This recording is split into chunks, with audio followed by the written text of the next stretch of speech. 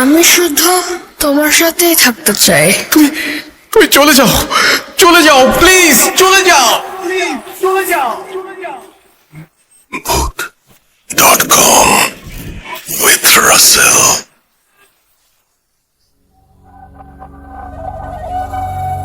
যেভাবে লেখা আছে আমি সেভাবেই পড়ছি। প্রিয় রাসেল ভাই, আসসালামু আলাইকুম। আমি হুমায়রা বলছি মিরপুর, ঢাকা থেকে। কিছুদিন আগে প্রচারিত উল্টোকরণের ঘটনা সবাই অনেক পছন্দ করেছেন, সবার কমেন্ট পড়ে তাই মনে হলো। আমারও ভালো লেগেছে ঘটনাটা। এই ঘটনাটা শুনে আমারও একটা ঘটনার কথা মনে পড়ে গেল, যেটা উল্টোকরণ কিনা জানি না, আমার কাছে মনে হলো কিছুটা সেরকমই। যদি ভুল হয় তবে লিসেনারগণ আমাকে ক্ষমা করবেন। ঘটনাটা আমি শুনেছি বেশ কিছুদিন আগে আমার এক রিলেটিভের কাছে। আমার সাথে কিংবা আমার রিলেটিভের সাথে ঘটা কোনো ঘটনা নয়, বলতে পারেন থার্ড হ্যান্ড ঘটনা। আসলে যারা ভৌতিক ব্যাপারগুলো বিশ্বাস করে তারা বোধহয় সব জায়গাতেই ভৌতিক কিছু খুঁজে বেড়ায়। আমিও তার ব্যতিক্রম নই। তাই যেখানেই যাই, সুযোগ পেলেই এইরকম ঘটনা শোনার চেষ্টা করি। ঘটনা ঘটেছে যে পরিবারের সাথে, তারা মুসলিম কিন্তু বাঙালি নয়, থাকেন অস্ট্রেলিয়ার সিডনিতে এবং তারা লেবানিজ বংশোদ্ভূত। আপনি হয়তো জানেন অস্ট্রেলিয়ায় প্রচুর লেবানিজ বসবাস করে। সেরকমই একটা ফ্যামিলি যার সাথে ঘটনাটি ঘটেছে। কথা না বাড়িয়ে চলে যাচ্ছি মূল ঘটনায়। আমার রিলেটিভ যেভাবে বলেছে আমি সেভাবেই শেয়ার করছি।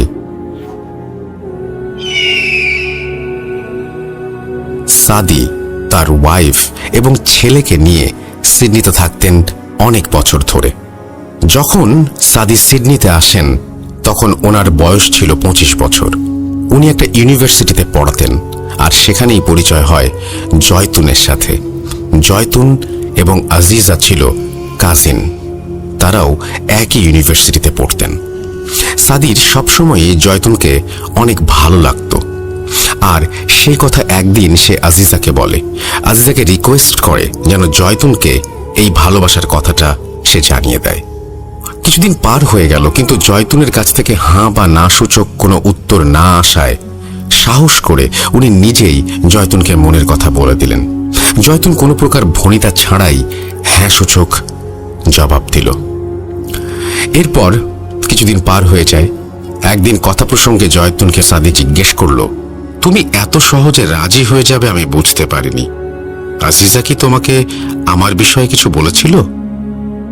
জয়তুন অবাক হয়ে বলল, তুমি কি বলছো? আজিজা আমাকে কি বলবে? কেন? আমাদের বিষয়? আমি আজিজাকে দিয়ে তোমার কাছে প্রস্তাব পাঠিয়েছিলাম। কই, ও তো আমাকে কিছু বলেনি। দুজনে একটু অবাক হলো এবং সাদি বলল, বাদ দাও, আমরা দুজন একসাথে আছি, এটাই বড় কথা। আগেই বলেছি আজিজা এবং জয়তুন সম্পর্কে বোন হওয়ায় ওরা একই বাসায় থাকতো। বছরখানেক পর সাদির পড়াশোনা কমপ্লিট হয়।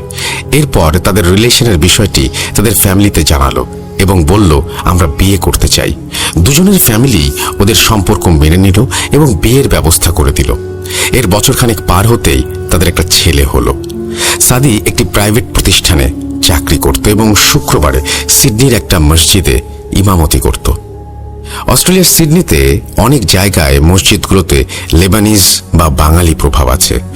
উনি যেহেতু ভালো কোরআন তেলাওয়াত করেন এবং ধর্ম সম্পর্কে ভালো ধারণা ছিল, তাই ওনাকে সবাই শুক্রবার জুম্মার নামাজ পড়ানোর অনুরোধ করেছিল এবং সেই থেকে উনি কন্টিনিউ করে আসছিলেন। ওনার আরও একটি বৈশিষ্ট্য ছিল, যেটা বংশক্রমে পাওয়া। জিনে ধরা মানুষের তদবির করতে পারতেন তিনি। উনি প্রফেশনালি করতেন না, কিন্তু মাঝে মাঝে এটা করতেন নিতান্ত কারো অনুরোধ থাকলে, এবং ওনার কিছু আধ্যাত্মিক ক্ষমতা ছিল সে কারণেও। সাদি যে অফিসে চাকরি করত সেখানেই কোইন্সিডেন্টালি আজিজারও চাকরি হয়ে যায়। চাকরির সুবাদে প্রতিদিনই আজিজার সাথে সাদির দেখা হয়ে যেত। একদিন কথা প্রসঙ্গে সাদি আজিজাকে জিজ্ঞেস করলো, তুমি জয়তুনকে আমার কথা কিছু বলনি? এই কথা শুনে আজিজা রহস্যময় এক হাসি দিয়ে চলে গেল। সেদিন আর জানা হলো না। পরের দিন শুক্রবার সাদি জুম্মার নামাজ পড়ানোর পর মসজিদ সংলগ্ন কবরস্থানের কাছে এসে বাসায় যান। ওই বাসায় তার পরিচিত একজন গোরখোদক, যিনি কিছুটা অসুস্থ ছিলেন। লিসেনার গোরখোদক সম্পর্কে আগেও আশা করি শুনেছেন, তারপরেও বলি, যিনি কবর খোঁড়ার কাজ করেন তাকে গোরখোদক বলা হয়। এই লোকের নাম ছিল আসগর আলী। তো ঘরের কাছাকাছি যখন পৌঁছান তখন যে অবাক করা বিষয়টা ঘটে সেটা দেখার জন্য আসলে সাদি মোটেও প্রস্তুত ছিলেন না। উনি দেখতে পান ওই ঘর থেকে আজিজা বের হয়েছে আর সাদিকে দেখার পর দ্রুত ওই স্থান থেকে চলে যাচ্ছিলেন। কয়েকবার ডাক দেবার সত্ত্বেও আজিজা কোনো রেসপন্স করেনি। আসগরের বাসায় যাওয়াটা অস্বাভাবিক বিষয় না, বিষয়টা হলো ওই লোক সাদির পরিচিত, কিন্তু আজিজা কেন ওই লোকের কাছে গেল? উনি কালো জাদু, জিন, ভূত জাতীয় সমস্যা এবং কবর খোঁড়ার কাজ ছাড়া তো কিছু করেন না। আজিজার বিষয়ে মনে এক প্রকার শঙ্কা নিয়ে সাদি আসগরের বাসায় প্রবেশ করলেন। আসগরকে জিজ্ঞাসা করেন ওই মহিলা কি কারণে এখানে এসেছিল। প্রথমে উনি এ বিষয়ে কিছু বলতে চাননি, পরে অনেক অনুরোধ করার পর একটি কাগজ দেখান। তো সাদি যেহেতু এই বিষয়ে জানেন, তিনি সহজেই বুঝতে পারেন আজিজা কি চাচ্ছে।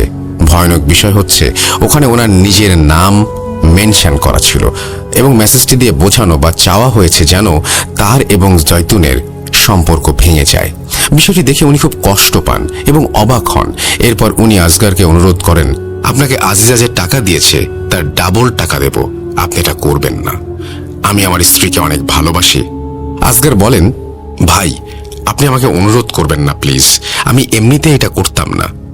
আপনার প্রতি আমার অনেক শ্রদ্ধাবোধ আছে। সাদির অভ্যাস ছিল নিয়মিত ডায়েরি লেখা। ডায়েরিতে উনি লিখেছেন, আজ আসগরের বাসায় আজিজাকে দেখে খুব কষ্ট পেলাম। আমি কল্পনাও করিনি ও আমাকে ভালোবাসে, কিন্তু সন্দেহ ছিল, তবে এমন ভয়াবহ কাজ করবে এটা মানতেই পারছিলাম না।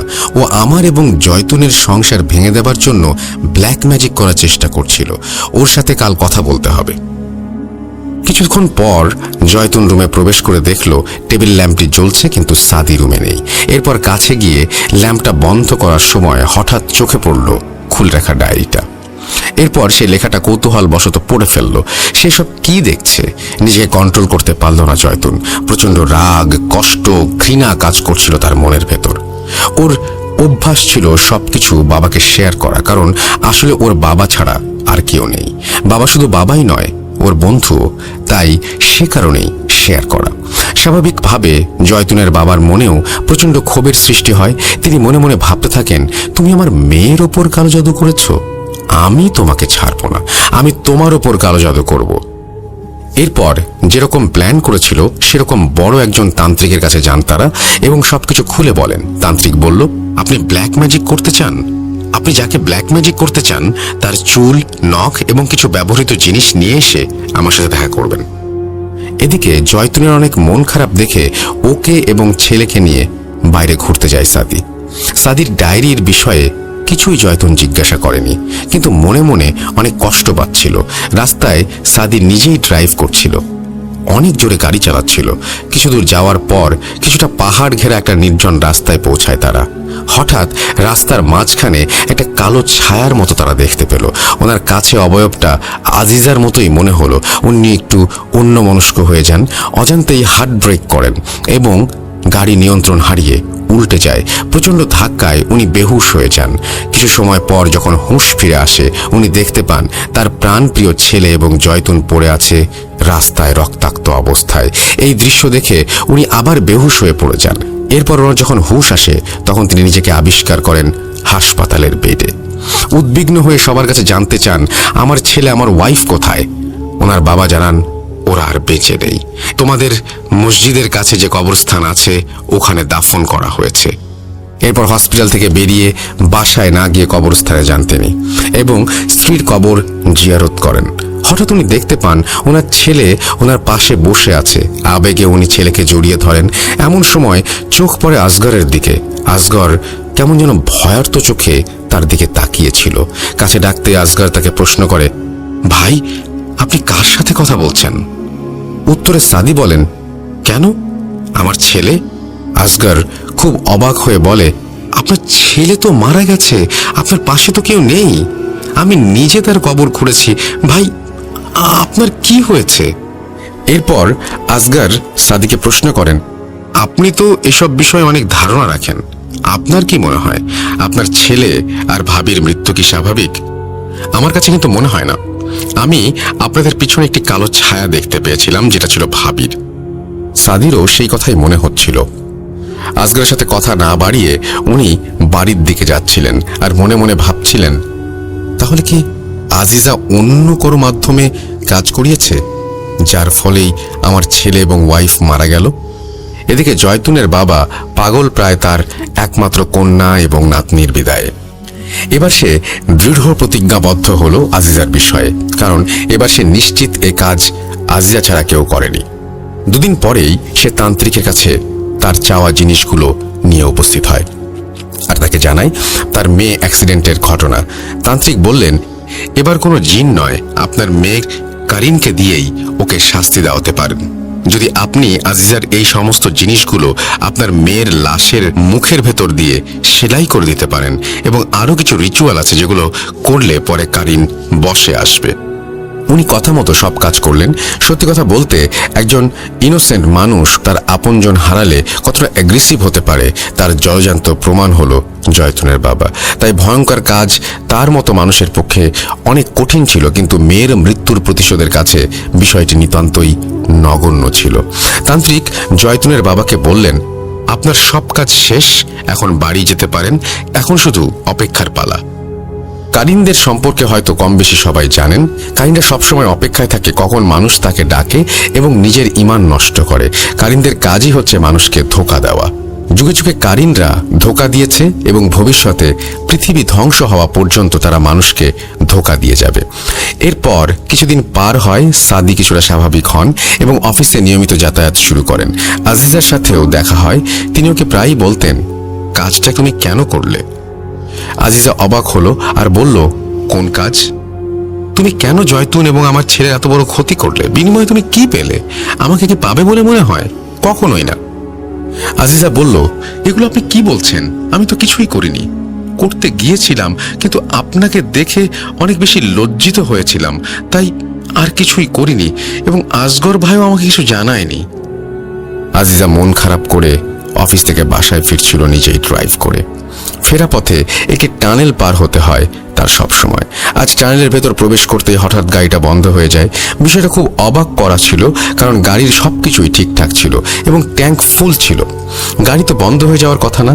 এরপর ওনার ফ্রেন্ডকে ফোন করে লোকেশনটা জানালো এবং বলল, আমাকে একটু পিক করতে পারবা? কিছু সময় পার হয়ে যায়, কিন্তু কোনো গাড়িও আশেপাশে দেখা যাচ্ছিল না যে কারো লিফট চাইবে। তবুও চেক করার জন্য যখনই ডোর খুলে বাইরে পা দিল, কেমন একটা ভারী ফিল হতে লাগলো। গা শিউরে উঠল। ভয়ে ভয়ে গাড়ির পেছনের ব্যাগডালা খুলতে যাবে, তখনই টক টক করতে করতে একটা ছোট বল এসে তার পায়ের কাছে থামলো। উনি ভয়ে ভয়ে বলল, এনিবডি হিয়ার? কোথাও থেকে কোনো রেসপন্স আসলো না। এবার বলটার দিকে তাকালো এবং বোঝার চেষ্টা করলো বলটা কেমন যেন পরিচিত লাগছে। মনে পড়ল, এটা তো জয়তুনের ছেলের বল। এটা এখানে কিভাবে আসলো? তৎক্ষণাৎ তার পায়ের আওয়াজ পেতেই মুখ তুলে তাকাতেই দেখতে পেল জয়তুনের ছেলেকে। তার সেই সুন্দর মুখটা থ্যাতলানো অবস্থায় গুটি গুটি পায়ে এগিয়ে আসছে তার দিকে। ওহ, কি ভয়ঙ্কর দৃশ্য! কোনো কিছু না ভেবে এক দৌড়ে গাড়িতে এসে দরজা লাগিয়ে দিল এবং ভয়ে কাঁপতে লাগলো এবং বলতে লাগলো, এটা আমি কি দেখলাম? হে আল্লাহ, আমাকে ক্ষমা করো। যা দোয়া জানে সব পড়তে শুরু করলো এবং দোয়া পড়তে পড়তে অজ্ঞান হয়ে পড়ল। এরপর ওনার বন্ধু এসে ওনাকে সেখান থেকে উদ্ধার করে সেন্সলেস অবস্থায়। আসলে এরকম সিচুয়েশনে না পড়লে ব্যাপারটা কতটা ভয়ঙ্কর সেটা বোঝা মুশকিল। ওই দিন থেকে এরকম ইনসিডেন্টস তার সাথে সবসময় ঘটতেই লাগলো, যা তাকে আস্তে আস্তে মানসিকভাবে বিপর্যস্ত করে ফেলল। সবসময় তার আশেপাশে জয়তুন বা তার ছেলেকে দেখতে পেত। সে সবসময় শুধু একা একা চিৎকার করে বলতো, জয়তুন, আমি তোর কোনো ক্ষতি করিনি, আমাকে ছেড়ে দে। আস্তে আস্তে আজিজা তার মানসিক ভারসাম্য হারিয়ে ফেলে এবং জয়তুনের বাবাকে বা আশেপাশে যেই আসতো তাকে আঘাত করত, এমনকি মাঝে মাঝে কামড়ে দিত। অফিস যাওয়া বন্ধ করে দিয়েছে অনেকদিন আগেই। এক সময় তার চাকরি চলে যায়। সাদি কিছুই জানে না কি হয়েছে আজিজার। সে ফোন করে তার শ্বশুরকে আজিজার খবর জানায়। শত হলেও তার স্ত্রীর কাজিন এবং কলিগ।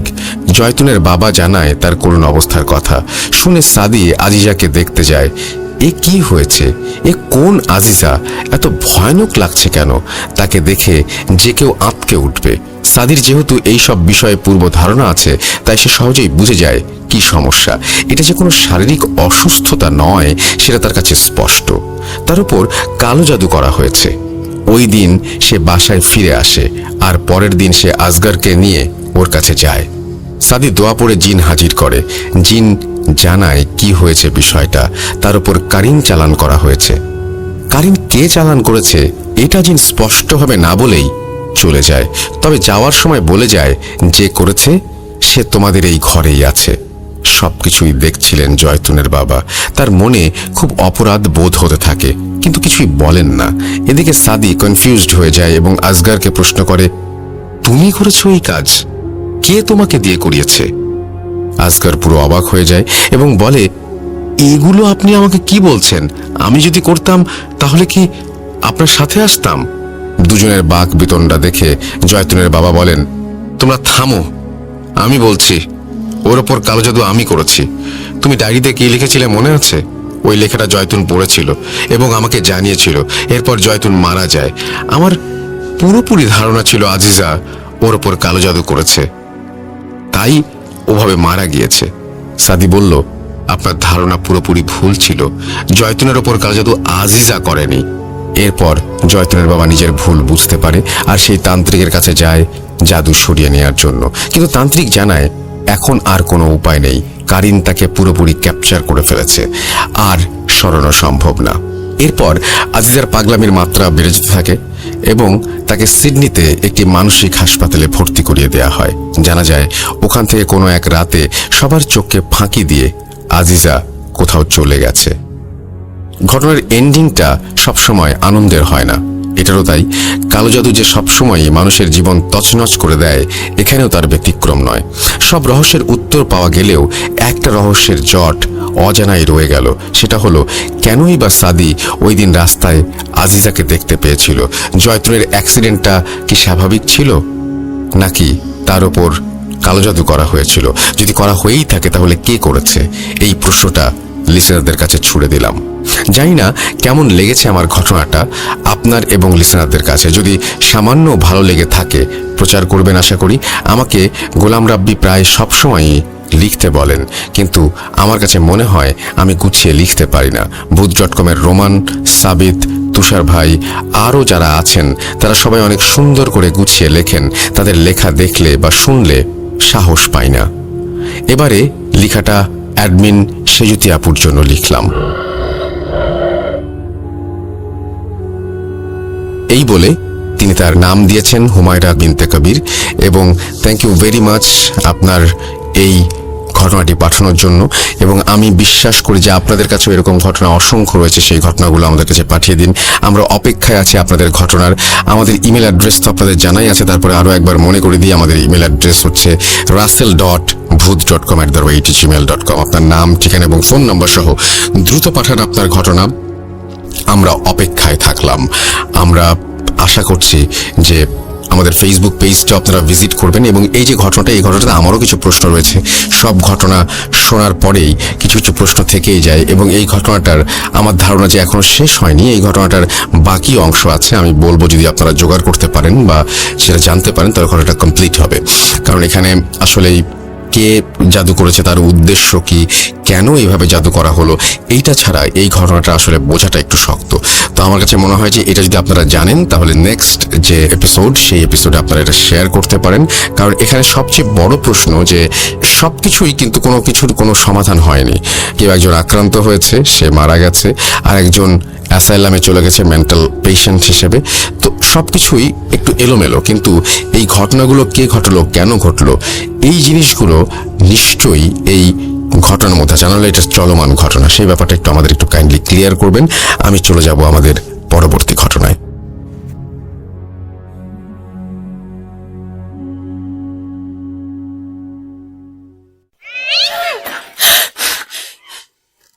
আজ আবার শুনতে পাচ্ছেন শব্দটা? ভয়ের আরেক নাম। bhoot.com with Russell. যেভাবে লেখা আছে আমি সেভাবেই পড়ছি। আসসালামু আলাইকুম রাসেল ভাই ও ডিয়ার লিসেনার্স, আমি মোহাম্মদ সাবিত আলম, লিখছি ময়মনসিংহ বিভাগ থেকে। আমি বর্তমানে ভূত.com-এর একজন মডারেটর হিসেবে কাজ করছি। আজ আমি নতুন একটি ঘটনা নিয়ে আবারও আপনাদের মাঝে ফিরে এসেছি। ঘটনাটি আমি যার কাছ থেকে শুনেছি তিনি আমার কোচিংয়ের একজন কলিগ ছিলেন। বলে রাখা ভালো যে 2017 সাল থেকে ময়মনসিংহের কোনো এক কোচিং সেন্টারে আমি পার্ট টাইম টিচার হিসেবে জয়েন করি। সেখানেই ওনার সাথে আমার পরিচয় হয়। ওনার নাম প্রকাশে আপত্তি থাকায় আমি ওনার নাম রাশেদ হিসেবে ব্যবহার করছি। 2019-এর পর কোনো এক কারণে কোচিং ছেড়ে দিই আমি। রাশেদ ভাইও কিছুদিন পর কোচিং ছেড়ে ঢাকায় চলে যান, কিন্তু ওনার সাথে আমার যোগাযোগ ছিল। উনি ভূত.com-এর বড় একজন ফ্যান। আমি মডারেটর হবার পর আমাকে উনি বলেছিলেন যে উনি যখন ময়মনসিংহে আসবেন আমাকে ওনার লাইফের একটি ঘটনা বলবেন। রাশেদ ভাই বয়সে আমার থেকে 2-3 বছরের বড় হবেন। লাস্ট কয়েক মাস আগে ওনার একটি চাকরির ইন্টারভিউ ময়মনসিংহে হওয়ায় উনি ময়মনসিংহ আসেন, আর আমি ওনার সাথে দেখা করে ঘটনা শোনার সুযোগ পেয়ে যাই। আমি রাশেদ ভাইকে নিয়ে ময়মনসিংহের কাচারি ঘাটের কাছের একটি চায়ের দোকানে বসি। ওনার সাথে নিয়মিত জীবনের খোঁজ খবর নেবার পর্ব শেষ করে ওনাকে আমি আচমকাই বলে বসি, ভাই আপনি না আমাকে ঘটনা বলবেন বলেছেন, আজকে বলেন। উনি আমার কথা শুনে আমার দিকে তাকিয়ে মুচকি একটা হাসি দিয়ে একটা সিগারেট ধরিয়ে কিছুক্ষণ সেটা টেনে আমার দিকে বাড়িয়ে দিলেন। আমি ওনার কাছ থেকে সিগারেট নিয়ে টান দিতে যাব, তখনই উনি বলতে শুরু করলেন ওনার জীবনের এক কালো অধ্যায়।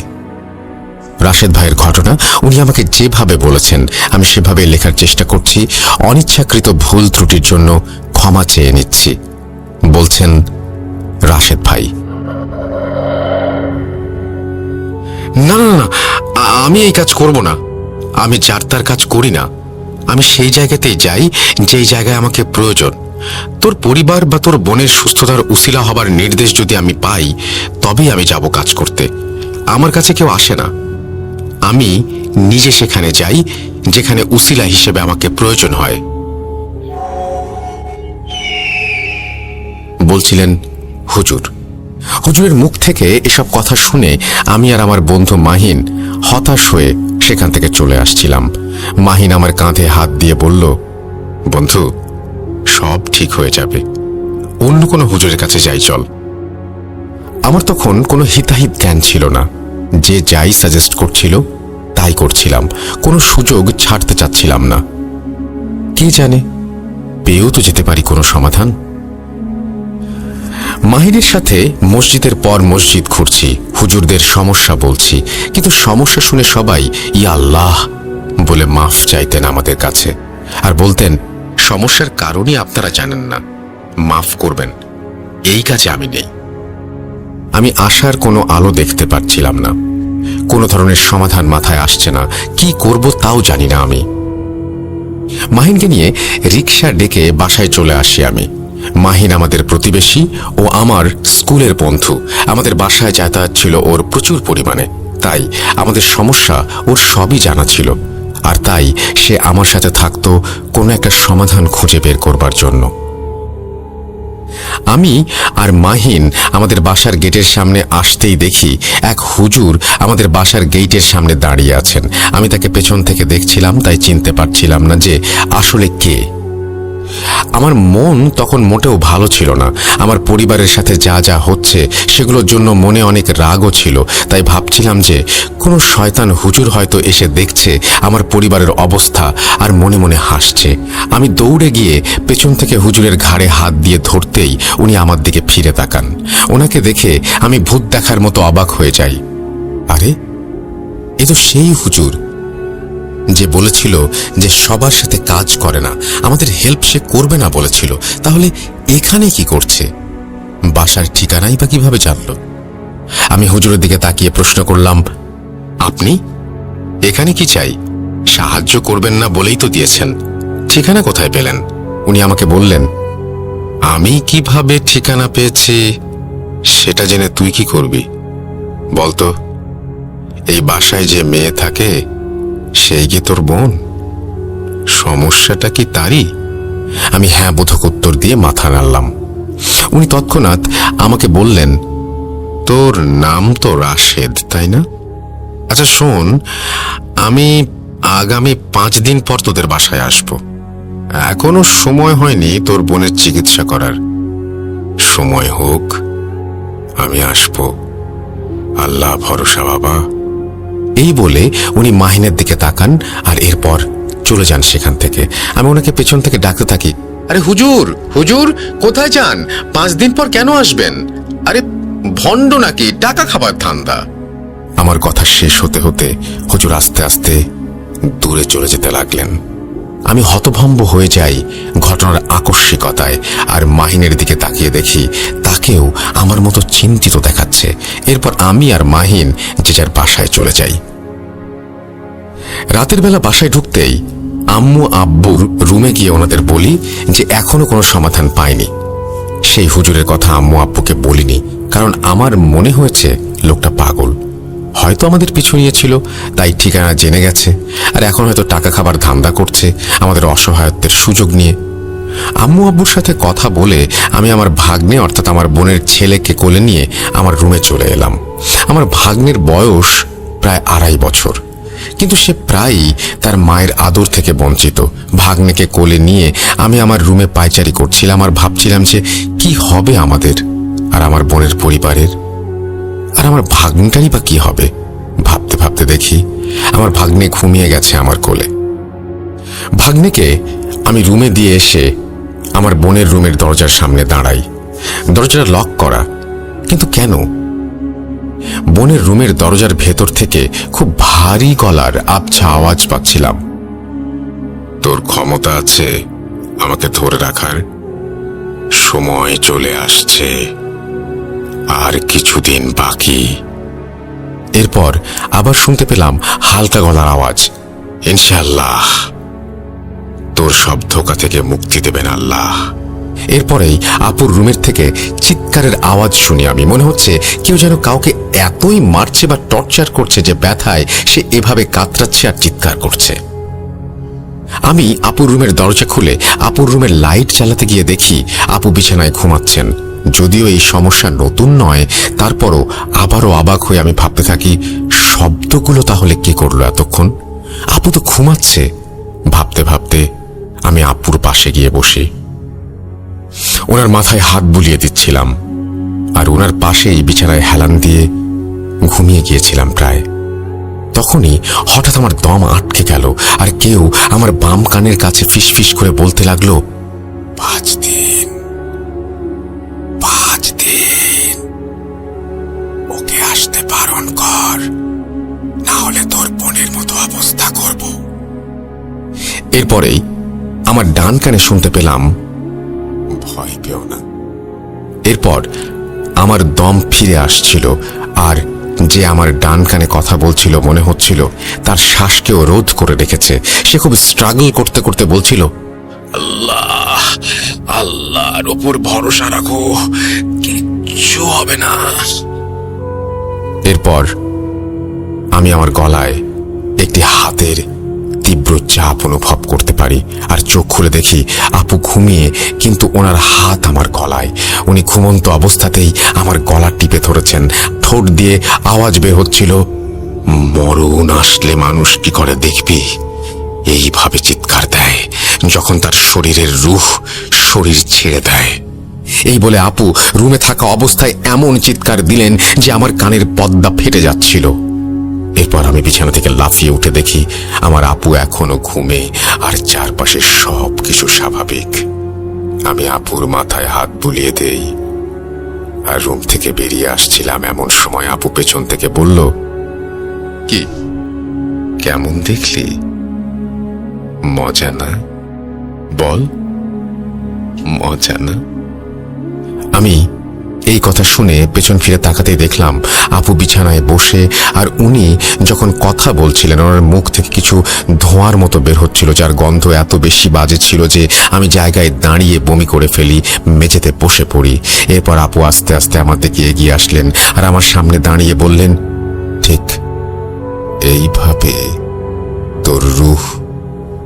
ভেতর থেকে টেনে বের করে ফেলবো। যদি আর ওই পথে যাস, দেখবি কিভাবে করব, দেখবি, দেখ তবে।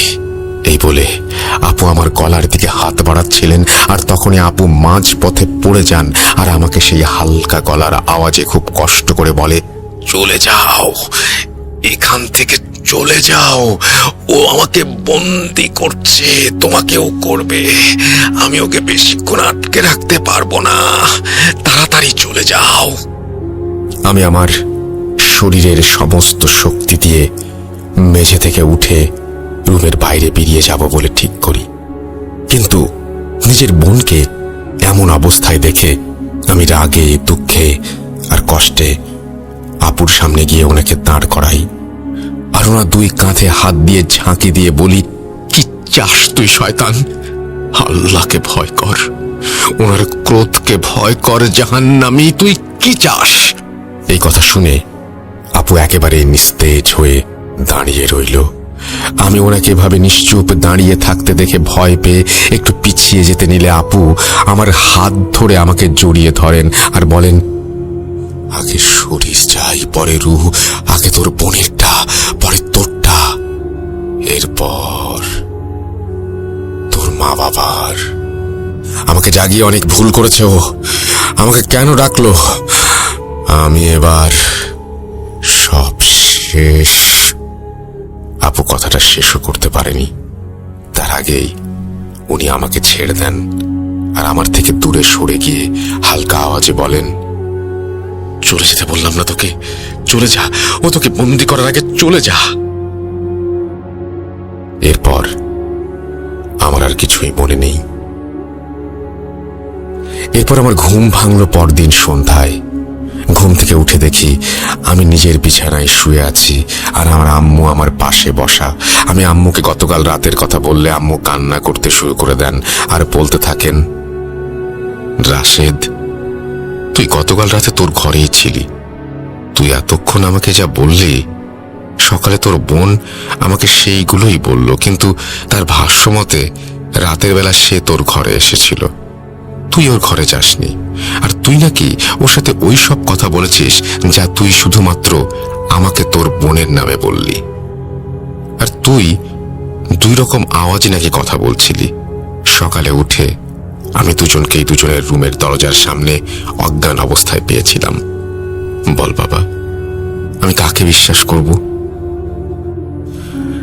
আম্মুর এই কথা শুনে আমি আম্মুকে সান্ত্বনা দিয়ে বললাম যে আপুর সমস্যাটা মনে হয় আমার মাঝেও আসছে আস্তে আস্তে, জলদি কিছু একটা করতে হবে আমাদের। এরপর আমি দেখি যে মাহিন আমার রুমে ঢুকলো। মাহিন আমাকে বলল, চল, একজন নতুন হুজুরের সন্ধান পেয়েছি, সেখানে যাই। মাহিনের কথা শুনে আমি আর কোনো কিছু না ভেবে শার্ট পরে মাহিনের সাথে চলে যেতে লাগলাম। সারাদিন না খেয়ে থাকার ফলে বাইরে বেরিয়ে দোকানে বসে 2-3টা পুরি খেয়ে আবার সেই হুজুরের কাছে গেলাম। হুজুরের কাছে গিয়ে আমার খুব অস্বস্তি বোধ হচ্ছিল, কারণ ওনার গায়ে টুপি পাঞ্জাবি থাকলেও ওনার চেহারাটা কেমন যেন রুক্ষ আর অমানসিকতায় ভরা ছিল। উনি আমাকে দেখে বললেন, মাহিন আমাকে সব বলেছে, তোর বোনের সমস্যা শেষ হবে। আসলে ওকে কালো জাদু করা হয়েছে, সেটা কাটাতে হলে আমাকেও এইভাবে কিছু কাজ করতে হবে, তাই আমার কিছু জিনিস লাগবে। একটা মোমবাতি, তোর বোনের ছবি, তার ব্যবহার করা কাপড় আর তার সম্পূর্ণ নাম সহ তোমাদের বাসার সামনের এক মুঠো মাটি। আমি ওনাকে বললাম আমি সব কিছু দিতে রাজি আছি, কিন্তু আমার বোনের ভালো হওয়া চাই। এরপর উনি উদ্ভট একটা হাসি দিয়ে বললেন, কাজ হয়ে যাবে। আমি ওনাকে আগামীকাল সবকিছু দেব বলে আমার বাসার দিকে রওনা দেই। এরপর রিকশায় উঠে এমন সময় কোথা থেকে যেন গতকালের সেই পাগল হুজুর আমার সামনে আসেন।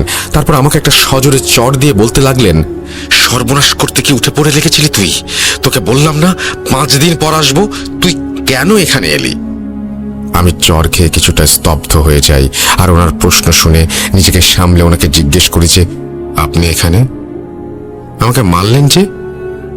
আপনি আমার পিছু করছেন টাকা খাবার জন্য? ওসব হবে না। এরপর উনি আমাকে খুব ঠান্ডা গলায় বললেন, টাকা? তুই ভেবেছিস আমি টাকার জন্য এসব করছি? তুই জানিস আমি কে? আমি একজন ইঞ্জিনিয়ার ছিলাম। মা বাবাকে শয়তানের কাছে হারিয়ে এই দীক্ষা গ্রহণ করে মানুষকে সাহায্য করাই আমার কাজ এখন। টাকা? তুই আমাকে টাকা দিবি? তোর বোনের জীবনের মূল্যে কত টাকা দিবি আমাকে? টাকার কথা বলিস মূর্খ, কত টাকা দিবি তুই? ওনার কথা শুনে আমি কিছুটা ঠান্ডা হই। এর মাঝে মাহিন সেই হুজুরকে গালাগাল করতে থাকে, কারণ হুজুর আমাকে মেরেছিল। এরপর আমি মাহিনকে শান্ত হতে বললাম, আর হুজুর আমাদের বললেন, চল তোদের নিয়ে সামনে এগুতে এগুতে তোর বোনের ঘটনা শুনবো, আয়। অনেককেই তো বলেছিস, আমাকে একবার বলে দেখ। এই বলে উনি আমাদের নিয়ে হাঁটতে শুরু করেন। আমিও ওনাকে বলতে চাচ্ছিলাম, আসলে হয়তো হালকা হতে চাচ্ছিলাম বা কোনো সমস্যার সমাধানের আশায়। সে যাই হোক, একটু সামনে যেতেই আমাদের সামনে একটি ভ্যান এলো। ভ্যানওয়ালাকে হুজুর সালাম দিয়ে বললেন, ভাইজান সামনে যাবেন? ভ্যানওয়ালা সালামের উত্তর দিয়ে আমাদের উঠে বসার ইশারা করলো। ভ্যানে উঠে হুজুর আমাকে বললেন, এবার বল কি হয়েছে তোর বোনের? আমিও হুজুরকে বলতে লাগলাম, আমার বোনের নাম রিমা, আমার থেকে 3 বছরের বড়। আমি যখন ইন্টারমিডিয়েটে, তখন ওর বিয়ের জন্য পাত্র দেখা হচ্ছিল। আমার বোন খুব লক্ষ্মী আর ঘরোয়া টাইপের একজন মেয়ে, দেখতেও বেশ সুন্দর, কিন্তু কিছুতেই কোনো সম্বন্ধ বিয়ে অবধি করাচ্ছিল না। এভাবে 10 থেকে 12টা পাত্র দেখা শেষে আমার মা সিদ্ধান্ত নেন যে মসজিদের ইমামের কাছে আপুকে নিয়ে যাবেন দোয়া নিতে। ইমাম সাহেবের কাছে গেলে উনি আমাদের জানান যে আপুর ওপর বিয়ে বাধা জাদু করা থাকতে পারে বলে উনি সন্দেহ করছেন। উনি আমাদের কোরআন খতম দিতে বলেন এবং মাদ্রাসায় একবেলা খাওয়ানোর কথা বলেন, আর 3টা মুরগি সদকা দিতে বলেন। হুজুরের কথা মতো কাজ করার প্রায় 20 দিনের মাথায় নতুন পাত্র এলো, দেখা হলো। এবার কোনো সমস্যা ছাড়াই বিয়ের কথা পাকাপাকি হয়ে গেল। এরপর আপুর বিয়ে হলো। বিয়ের পর আপুর দিনকাল ভালোই যাচ্ছিল, কিন্তু আমার দুলাভাইয়ের মতে আপু মাঝে মাঝেই আজব সব আচরণ করতেন। কখনো মাঝরাতে দুলাভাই ঘুম থেকে উঠে দেখতেন আপু ওনার দিকে শয়তানি দৃষ্টিতে তাকিয়ে আছেন, আর অন্ধকারে আপুর চোখ বিড়ালের মতো জলজল করছে। আর সে আমার দুলাভাইকে মাঝে মাঝে দিন গোনার মতো বলতো। আপুর কথাগুলো ছিল কিছুটা এমন, আর মাত্র 85 দিন, আমাকে আহ্বান করা হচ্ছে, আমি আসছি, মাত্র 85 দিন। এই বলে নাকি আপু অজ্ঞান হয়ে যেত অথবা পাশ ফিরে শুয়ে ঘুমিয়ে যেত। আমার দুলাভাই ব্যাপারটাকে বেশি একটা আমলে নিতেন না, মডার্ন যুগের ছেলে, তাই পাত্তা দিতেন না এসবে। ভাবতেন যে আপু হয়তো ঘুমের ঘোরে স্বপ্ন দেখছে আর এসব কথা বলছে। মাঝে মাঝে নাকি আপু ঘুম থেকে উঠে ফ্যাল ফ্যাল চোখে কাঁদো কাঁদো হয়ে দুলাভাইয়ের দিকে তাকিয়ে থাকতো আর বলতো, আমি আর বেশি দিন পারবো না, আপনারা দোয়া করেন যেন আল্লাহ রহম করেন। এই বলে নাকি সেও পাশ ফিরে শুয়ে ঘুমিয়ে যেত। ভাইয়া এই কথাগুলো একইভাবে পাত্তা দিতেন না, কিন্তু যত দিন যেতে লাগলো সমস্যা তত বাড়তে লাগলো। একদিন রাতের বেলা আমার দুলাভাইয়ের ফ্যামিলির সবার ঘুম ভাঙলো দুলাভাইয়ের বড় ভাইয়ের ছেলের চিৎকারে। তার চিৎকার শুনে সবাই ঘুম থেকে উঠে তাকে খুঁজতে থাকে, কিন্তু কোথাও খুঁজে পাওয়া যায় না। অনেক খোঁজার পর তাকে বাসায় না পেয়ে এলাকার আশেপাশে খুঁজে আপুর শ্বশুর বাড়ি ফিরলেন। তখন দেখলেন যে ওনার নাতি ডাইনিংয়ের মাঝে অচেতন হয়ে পড়ে আছে, আর তার মাথার মাঝে বড় করে কালো তিলক আঁকা। এরপর তাকে উঠানো হলো আর তাকে বিছানায় নিয়ে তার জ্ঞান ফেরানো হলো। সবাই তখন ওর কাছে দাঁড়িয়ে ছিল। সে ঘুম থেকে উঠেই আমার আপুকে দেখে জোরে চিৎকার দিয়ে কাঁদতে লাগলো। ওকে শান্ত করে সবাই যখন জিজ্ঞেস করলো যে কেন সে কাঁদছে আর কোথায় বা সে গিয়েছিল, উত্তরে সে গুছিয়ে কিছু বলতে পারেনি, কারণ তার বয়স তখন 10-এর বেশি নয়। খুব ঘুম পেয়েছিল। অগোছালো তার কথাগুলো যদি সাজানো হয় তবে তার মানে দাঁড়ায় যে রাতের বেলা বাথরুমে যাবার দরকার হলে সে বাথরুমে যাবে বলে উঠতে চাচ্ছিল। আর তখনই আমার আপু তার সামনে কোথা থেকে যেন চলে আসে। সে আপুর সাথে বাথরুমে যায়, কিন্তু আপু তাকে বাথরুমে নিয়ে গিয়ে তার হাত বেঁধে ফেলে আর একটি মোমবাতি জ্বালিয়ে পর সেটি আঙুল দিয়ে নিভিয়ে তার আঙুলে লাগা মোমবাতির কালি নাকি তার মাথায় লাগিয়েছিল, আর তাকে নাকি বলেছিল, কোরবানি বৃথা যাবে না, এই বয়সে কোরবানি হবি। তোর ভাগ্য খুব ভালো। আয়, যাস না। কোথায় নিয়ে যাচ্ছিস ওকে? চলে আয়, আয়, দিয়ে যা বলছি। কতদিন হয়ে পারবি? আয় বলছি। আপুর মুখে সব শুনে নাকি সে চিৎকার দিয়ে বাথরুমেই পড়ে যায়, কিন্তু সেখান থেকে ডাইনিয়ে কিভাবে গেল তা সে জানে না। এরপর সবাই আমার আপুর দিকে প্রশ্নবোধক চিহ্ন মুখে তাকালে দুলাভাই আমার আপুকে ডিফেন্ড করার জন্য বললেন, আরে বাচ্চা যখন চিৎকার করলো তখন আমি আর রিমা দুজন মিলে একসাথে ঘুম থেকে উঠে ওকে খোঁজা শুরু করলাম না? তোমরাও তো দেখেছো, বাচ্চা হয়তো কোনো স্বপ্ন দেখেছে। দুলাভাইয়ের এই কথা শুনে কেউ কোনো প্রত্যুত্তর দিতে পারেনি। এরপর এক শুক্রবারে আমার দুলাভাই বাসায় ছিলেন। উনি মাগরিবের ওয়াক্তে মাগরিবের নামাজ পড়তে দাঁড়িয়ে গেলেন রুমে, আর বিছানায় আমার আপু ঘুমাচ্ছিলেন। ভাইয়া নামাজ পড়া শুরু করতেই নাকি আপুর ঘুম ভেঙে যায় এবং সে ভাইয়াকে ধাক্কা দিয়ে জায়নামাজ থেকে ফেলে দেয়। এরপর ভাইয়া নিজেকে সামলে নেন আর মেঝে থেকে উঠে আপুকে সজোরে চড় মারতে গিয়ে দেখেন আপু সেখানে নেই, বরং আপু বিছানাতেই ঘুমাচ্ছেন। এই দেখে ভাইয়ার মনে কিছুটা সন্দেহ হয় আর উনি আবার নামাজ পড়তে বসেন, কিন্তু আশ্চর্যজনকভাবে কোনোভাবেই উনি সূরা ফাতিহা মনে করতে পারছিলেন না। কোনো সূরাই যেন ওনার মাথায় আসছিল না, কিন্তু কিছুক্ষণের মাঝেই উনি নিজেকে হালকা আর স্বাভাবিক ফিল করেন আর সূরাও মনে পড়ে যায়। ভাইয়া কোনো রকমে ফরজ নামাজ শেষ করে রুম থেকে বেরিয়ে চলে যান এবং আপুর শ্বশুর বাড়িকে বিষয়টা জানান। ওনারা ওনাদের এলাকার মসজিদের হুজুরের সাথে যোগাযোগ করলে হুজুর জানান যে নতুন বিয়ে শাদী হলে মাঝে মাঝে খারাপ নজর পড়ে মানুষের ওপর। উনি এরপর দুলাভাইদের বাসায় গিয়ে বাসা বন্ধ করে দিয়ে এসে আপুকে পানি পড়া তেল পড়া দিয়ে চলে যান। পরের দিন রাতে হুজুর আবার দুলাভাইয়ের বাসায় আসেন আর আম্মুকে বলেন, আপনার ছেলের বউয়ের ওপর একটা কালো ছায়া আছে, কিন্তু কি সেটা কেন আপনার ছেলের বউয়ের ওপর বুঝতে পারছি না। আসলে আমি কবিরাজ নই তো, তাই এসব বিষয়ে খুব বেশি জ্ঞান নেই আমার। তবে আমি কিছু কাজ করে দিচ্ছি, দেখেন যদি সমাধান হয় তবে আল্লাহর মেহেরবানি। এই বলে উনি আপুর ব্যবহারের সমস্ত কাপড় নিয়ে আসতে বলেন এবং প্রত্যেকটা কাপড়ের কোণার অংশ একটু একটু করে পুড়িয়ে দেন এবং এক বালতি পানি পড়ে সেখানে কাপড়গুলো ধুইয়ে দিতে বলেন। এরপর যাবার সময় হুজুর বাড়ি বন্ধ করে দিয়ে যান। সমস্যার সমাধান হয়ে যায়।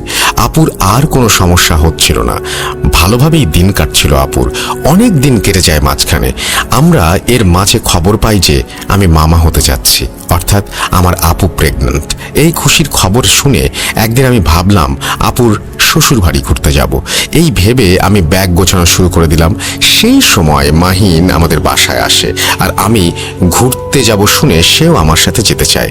আসলে মাহিন আমার বন্ধু কম, ভাই বেশি ছিল, তাই আমি রাজি হয়ে যাই আর মাহিনকে নিয়ে আপুর ওখানে বেড়াতে যাই। আমি আর মাহিন কয়েকদিন আপুর বাসাতেই থেকে যাই। সবকিছু একেবারে ঠিকঠাক ছিল। 6 থেকে 7 দিন আপুর বাসায় থেকে আমি আর মাহিন ফিরে আসি। আসার সময় আপু আমার আর মাহিনের জন্য নতুন জামা কাপড় গিফট করেন আর মাহিনের বোনের জন্য এক সেট কানের দুল গিফট করেন।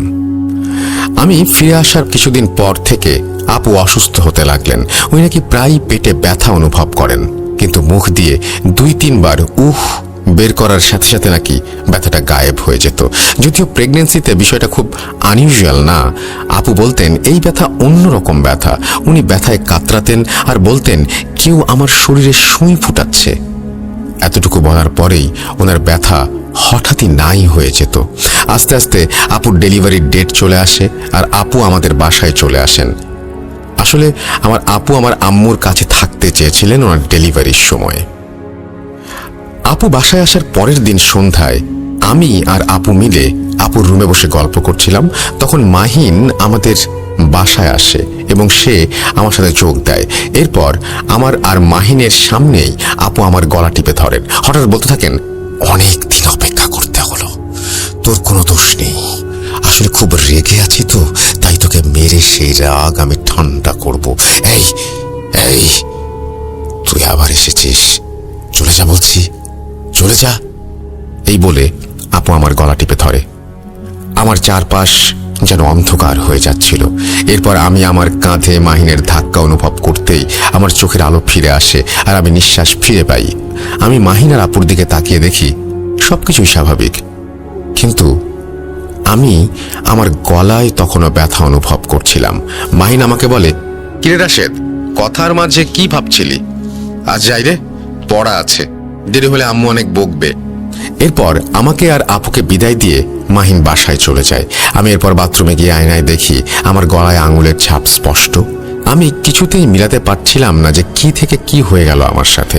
সেদিন রাতে আমি আমার রুমে রাতের বেলা একাধিক ব্যক্তির হাঁটা চলার আওয়াজ শুনতে থাকি।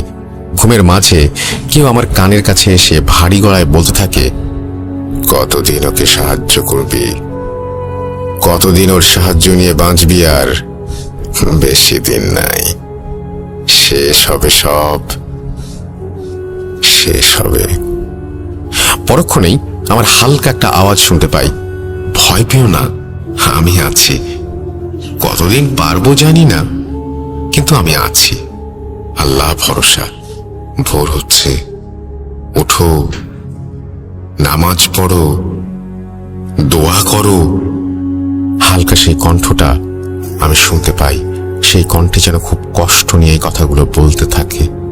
এদিকে আম্মুকেও কিছু বলতে পারছিলাম না যে আমার সাথে কি হচ্ছে, কারণ আম্মু অলরেডি আপুকে নিয়ে ব্যস্ত।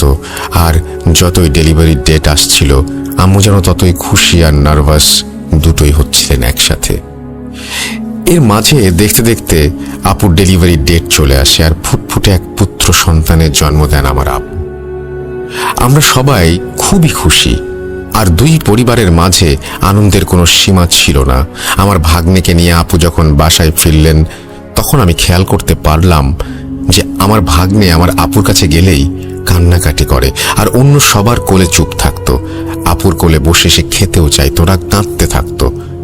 এই সমস্যাটা সন্ধ্যার পর বেশি দেখা যেত, যদিও বিষয়টা স্বাভাবিক মনে হতো না আমাদের, তবুও বেশি একটা আমলে নেই না বিষয়টা। এরপর আপু তার শ্বশুর বাড়ি ফিরে যান আর আমার ভাগ্নেকে নিয়ে যান। ফিরে যাওয়ার পরে আপু যেন নিজেকে পুরোপুরি বদলে ফেলেন আর নতুন করে অন্য রকম এক মানুষ হয়ে যান। আপু সবসময় সাদা কাপড় পরতেন, রুম থেকে কখনোই বের হতেন না, খাওয়া দাওয়া করতেন না ভালো করে। এদিকে আমার ভাগ্নে খুবই ছোট, তাই আপুর খাওয়া দাওয়া না করার ফলে আমার ভাগ্নেরও খাওয়া দাওয়া হচ্ছিল না ভালো করে। আপু তার ছেলেকে একেবারেই কোলে নিতেন না, সন্ধ্যা হলে ঘুমিয়ে যেতেন, রাত 12টার পর জেগে থাকতেন আর নিজের মনে কথা বলতেন। সকালে যদি ওনাকে জিজ্ঞেস করা হতো যে উনি কি বলছিলেন বিড়বিড় করে, তখন উনি বলতেন যে ওনার কিছু মনে নেই। একদিন আমার দুলাভাই রাতের বেলা ঘুমাচ্ছিলেন, আপু যথারীতি সজাগ। দুলাভাই আপুকে ঘুমাতে বলতেই আপু ওনার গলা টিপে ধরেন আর বলেন, তোর আজও এত সাহস, আমাকে হুকুম করছিস?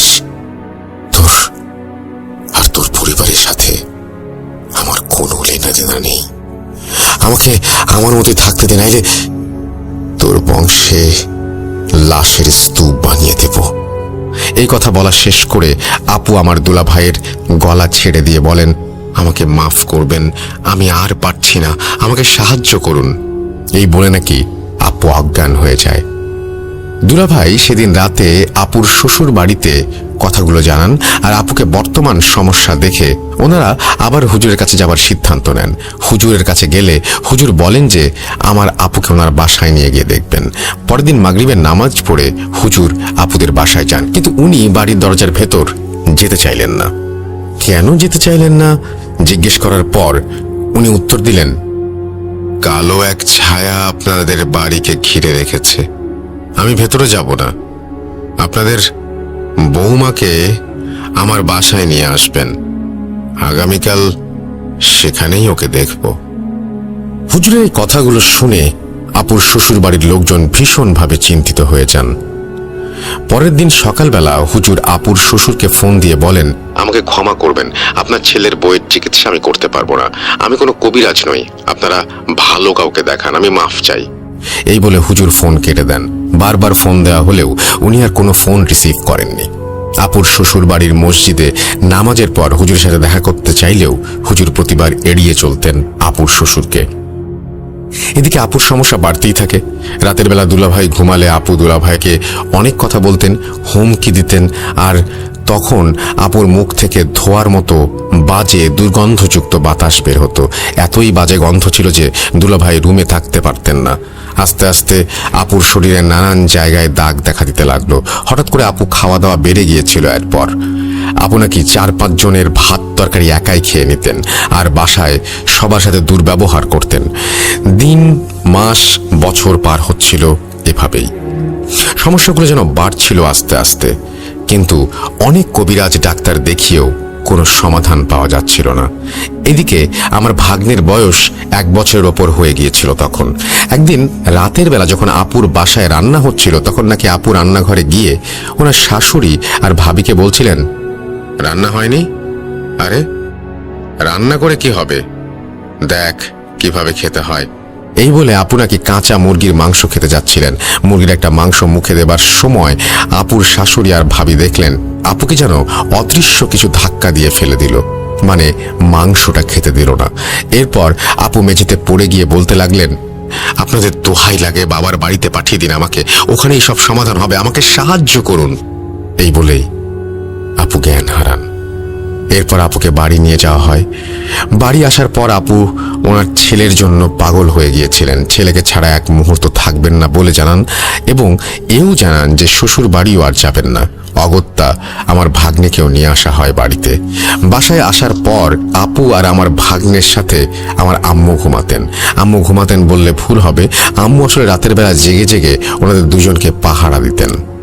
এদিকে রাত জাগতে জাগতে আম্মুর শরীরও খারাপ হয়ে যাচ্ছিল আস্তে আস্তে।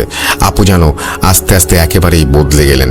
কেউ ওনার কাছে গেলেই তেড়ে আসেন, থুতু ছিটাতেন, আর একেবারেই নামাজ পড়তেন না। ওনারা সামনে কাউকে নামাজ পড়তে দিতেন না। এদিকে হুজুর, কবিরাজ দেখানো চলছিল, তখনও কিন্তু কেউ কোনো সমাধান দিতে পারছিল না। 2 থেকে 1 দিন ভালো, তো পরে আবার সেই সেম অবস্থা। অনেক ভণ্ড মানুষের পাল্লাতে পড়েছি তখন আমরা, বিপদে পড়লে যা হয় আর কি। এর মাঝে আমাদের বাড়ির একদিকের দেয়াল নষ্ট হয়ে যাওয়ায় আমরা রাজমিস্ত্রি এনে সেটা ঠিক করি এবং রুম বড় করার জন্য দেয়ালের দৈর্ঘ্য বাড়িয়ে কাজ করতে শুরু করি। এই কাজ করতে কিছুদিন সময় লাগে। বাসা মেরামতের পরে যেন আপুর সমস্যাগুলো রোজকার হতে থাকলো। উদ্ভট সব কথা বলতেন, যা বোঝা আমাদের কষ্টসাধ্য ছিল। একদিন আম্মু আর আপু আমার ভাগ্নেকে রাতের বেলা পাহারা দিচ্ছিলেন। এমন সময় আম্মুর চোখ লেগে আসে আর আম্মু শুনতে পান একটা হালকা আওয়াজ আম্মুকে বলছে, মা ওঠেন, তাড়াতাড়ি ওঠেন, আপনার নাতিকে বাঁচান, আমি আর পারছি না কিছু করতে, ওঠেন ওঠেন। এরপর আমার আম্মু ঘুম থেকে জেগে উঠে দেখেন আমার আপু আর আমার ভাগ্নে বিছানায় নেই। আম্মু চিৎকার করে আমাদের জাগান আর আপু তার বাচ্চাকে খুঁজে পাওয়া যায় বাথরুমে। আপু বালতিতে পানি ভরে আমার ভাগ্নেকে প্রায় ডুবিয়ে ফেলেছিলেন। আর এই দৃশ্য দেখে জলদি আপুকে ধরে তার হাত থেকে বাচ্চাটাকে নিয়ে চলে আসি আর আপুকে ধরে তার রুমে নিয়ে যেয়ে লক করে দেই। এদিকে আমাদের চিৎকারে মাহিনদের বাসা থেকেও হেল্প করার জন্য সবাই ছুটে আসে। এরপর আমি আর মাহিন হুজুর আর কবিরাজ খুঁজতে লাগলাম। খুঁজতে খুঁজতে ক্লান্ত আর পারছি না। আমাদের কি হবে আপনিই বলুন। আমার কথা শেষ হলে আমি দেখলাম আমাদের বহনকৃত ভ্যান গাড়িটি আমার বাসার সামনে দাঁড়িয়ে আছে। আমি আর মাহিন আশ্চর্য হয়ে গেলাম। এতক্ষণ সময় ধরে কথা বলছি আর ভ্যান গাড়ি একেবারেও মনে হলো না যে কোন মোড়ে বাঁক নিয়েছে। সোজা পথেই মনে হচ্ছিল ভ্যান চলছিল। সোজা পথে তাহলে কিভাবে বাসায় এলাম? আমাদের দেখে হুজুর মুচকি হাসলেন আর বললেন, আমি বলবো না তুই বা তোরা আমাকে বিশ্বাস কর, কিন্তু আমার যা কাজ আমি তা করেই যাব। চল তোদের বাসায় যাই। এই বলে আমাদের বাসায় আসতে চাইলেন। এদিকে অনেক দেরি হয়ে গেছে বিধায় মাহিন তার বাসায় চলে যেতে চাইছিল, কিন্তু হুজুর বললেন, না তুই যেতে পারবি না, তুই সবকিছু সাক্ষী, তোকে তো থাকতেই হবে। এরপর আমার অনুরোধে মাহিন বাসায় আসতে রাজি হলো।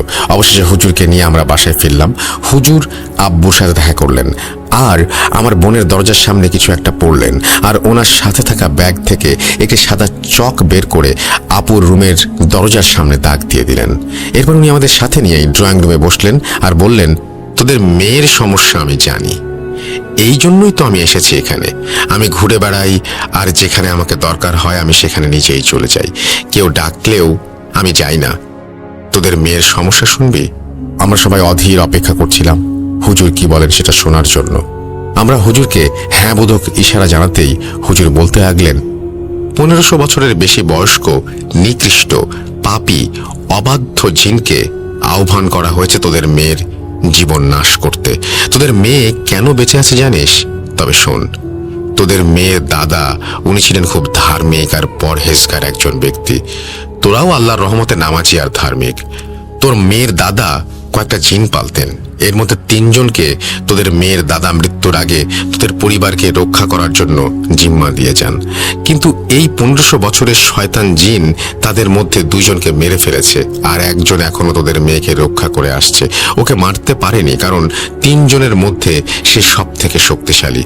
মনে আছে রাশেদ তোর, গতকাল রাতে তোর বোন যখন তোকে বলেছিল আমাকে আসতে বারণ করার জন্য, এরপরেই তোকে তোর বোন আবার কি বলেছিল?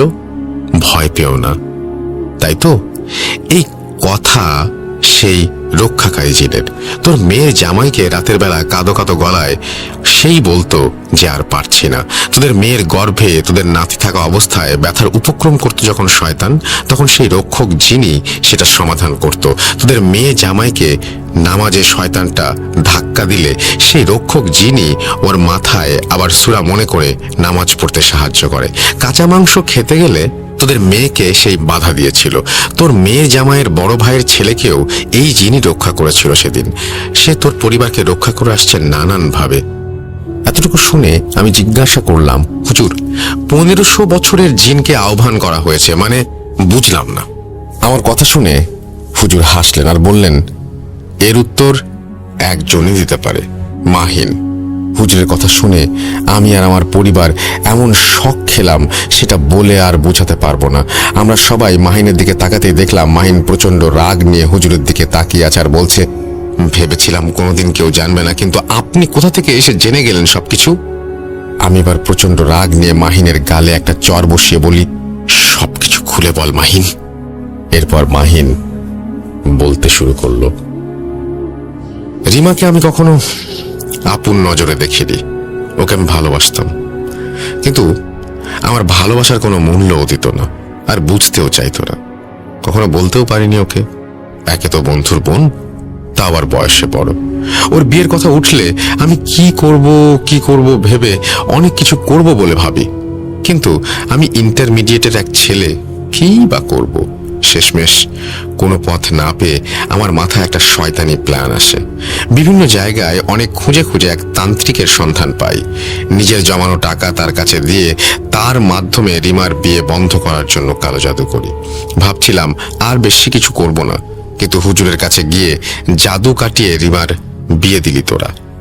রাগে কষ্টে আমি পাগল হয়ে গিয়েছিলাম, তাই আমি রিমার উপর কালো জাদু করে ওকে মেরে ফেলতে চেয়েছিলাম। ও আমার যখন না, তখন কারোর না। রিমার শ্বশুর বাড়ি বেড়াতে গেলে রিমা যে কানের দুল আমার বোনের জন্য দিয়েছিল সেটাও আমি কালো জাদুর কাজে ব্যবহার করেছি। কিন্তু তোরা খুব নামাজি আর রিমার হাজবেন্ড খুব ধার্মিক, তাই ওর সন্তান যখন রিমার গর্ভে, তখন আমি চেয়েও রিমার কোনো ক্ষতি করতে পারছিলাম না। ওদের বাসাটাও বন্ধ ছিল তখন, কিন্তু বাচ্চা হয়ে যাওয়ার আগে রিমা যখন এখানে এলো তোদের বাসায়, তখন আমি ওর উপরে কালো জাদু করি। কিন্তু তোদের এই বাসা তোদের দাদা সুরক্ষিত করে রেখেছিল, তাই বেশি কিছু করতে পারিনি, হুজুরকে ভয় দেখানো ছাড়া। এরপর তোর বাসা মেরামতের কাজ করতে গিয়ে মাটি খুঁড়ে বাসার সুরক্ষা নষ্ট করে ফেললে আমি ফাইনালি রিমা আর তার ছেলেকে মেরে ফেলার জন্য ফ্রি হয়ে যাই। কিন্তু পারছিলাম না সেই ভালো জিনের জন্য, তাই আজ তোকে এই তান্ত্রিকের কাছে নিয়ে গিয়েছিলাম। রিমাকে শেষবারের মতো কালো জাদু করতে কিছু জিনিস লাগতো, সেই কাজে তাই তোকে নিয়ে গিয়েছিলাম। তোর হাত দিয়ে তোর বোনকে মেরে ফেলার প্ল্যান করছিলাম আমি, তোকে নিয়ে গিয়েছিলাম, কিন্তু কোত্থেকেই হুজুর এসে সব শেষ করে দিল। মাহিনের মুখে সব কথা শুনে আমি হিতাহিত জ্ঞান শূন্য হয়ে মাহিনকে বেধড়ক মারতে গেলে হুজুর আম্মু আব্বুর কথায় থেমে যাই। আমি মাহিনকে বলি, কিভাবে পারলি তুই মাহিন? তোকে বন্ধু কম ভাই বেশি ভাবতাম, আপুও তোকে কত আদর করত ছোট ভাই হিসেবে। কিভাবে পারলি তুই মাহিন? এটা কি তুই করলি? এই বলে আমি অঝরে কাঁদতে থাকি।